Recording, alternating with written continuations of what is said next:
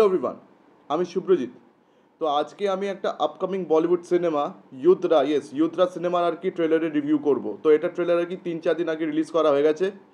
তো এটা প্রডিউসার হচ্ছে এক্সেল এন্টারটেনমেন্ট, মানে রিতেশ সিতওয়ানি, ফরহান আখতারের আর কি প্রোডাকশন। আর এই সিনেমার ডিরেক্টর হচ্ছে রবি উদ্যাবরের আপনারা নিশ্চয়ই মম সিনেমাটা দেখেছিলেন। শ্রীদেবীর লাস্ট সিনেমা ছিল, মরে যাওয়ার আগে ওনার লাস্ট সিনেমা ছিল মম, যেটা আপনারা নিশ্চয়ই অনেকে দেখেছেন। এটা খুব একটা ভালো সিনেমা ছিল।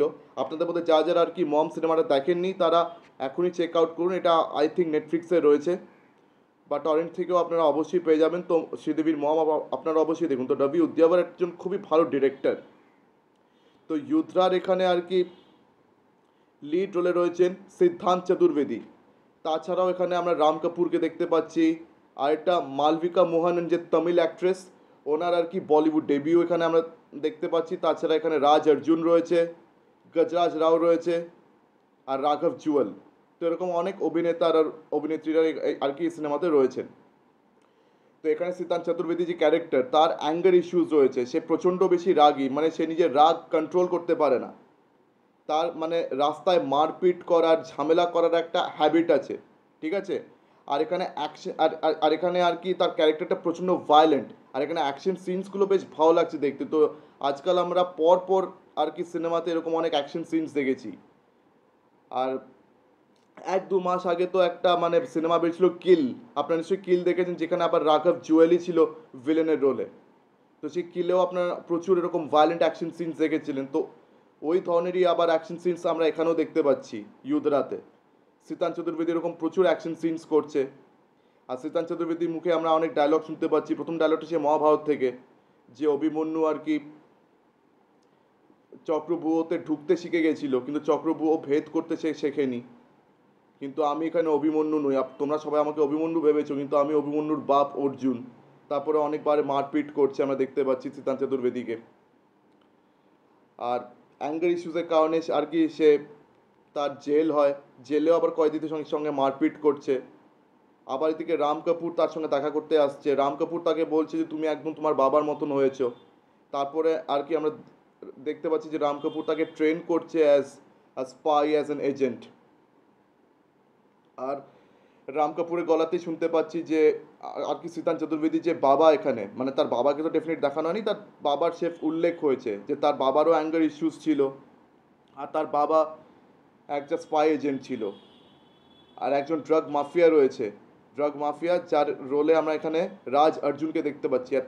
আর রাজ অর্জুনের যে লুকটা রয়েছে না, মানে ওটা দেখে প্রথমে বুঝতেই পারিনি যে রাজ অর্জুন, মানে রাজ অর্জুনকে আমি চিনতেই পারছিলাম না। রাজ অর্জুনকে এতদিন আমি যে লুকে দেখে এসেছি, সেটা রাউডি রাউথর বলুন বা সিক্রেট সুপারস্টার বলুন বা ডিয়ার কমরেড বলুন, মানে রাজ অর্জুনকে আমরা এক ধরনের লুকে দেখে এসেছি। কিন্তু এখানে রাজ অর্জুনের লুকটা সম্পূর্ণ আলাদা। মানে এখানে রাজ অর্জুনকে আমি দেখে চিনতে পারছিলাম না, ভাবছিলাম এটা কোন অ্যাক্টর। তারপরে আর কি এই ট্রেলারের লাস্টের দিকে আর কি সমস্ত কাস্টের নাম বলা আছে, তখন বলছে রাজ অর্জুন। এখানে রাজ অর্জুনকেও বেশ দারুণ লাগছে, মানে ওই হচ্ছে মেন ভিলেন। আর তার আই থিঙ্ক পার্টনার বা তার ছেলের রোলে আমরা এখানে দেখতে পাচ্ছি রাঘব জুয়েলকে। এখন সে এক্স্যাক্টলি তার ছেলে নাকি তার পার্টনার ওটা যায় না, কিন্তু সেও কিন্তু এই ড্রাগ বিজনেসে রয়েছে, মানে সেখানেও আবার মানে হার্ডকোর ভিলেনের রোলে রয়েছে। তো রাঘব জুয়েলকেও ভালো লাগছে দেখতে, রাজ অর্জুনকেও ভালো লাগছে দেখতে। আর মালবিকা মোহনন, তাকে কিন্তু একটা আই ক্যান্ডি রোলে দেখতে পাচ্ছি, মানে গ্ল্যাম কোয়েশ্চেন বা আই ক্যান্ডি রোলেই কিন্তু মালবিকা মোহননকে এখানে দেখতে পাচ্ছি। খুব যে তার সাবস্ট্যান্সিয়াল রোল আছে দেখে কিন্তু মনে হচ্ছে না। আর রাম কাপুর কিন্তু এবার মেন্টর হবে সিদ্ধান্ত চতুর্বেদীর।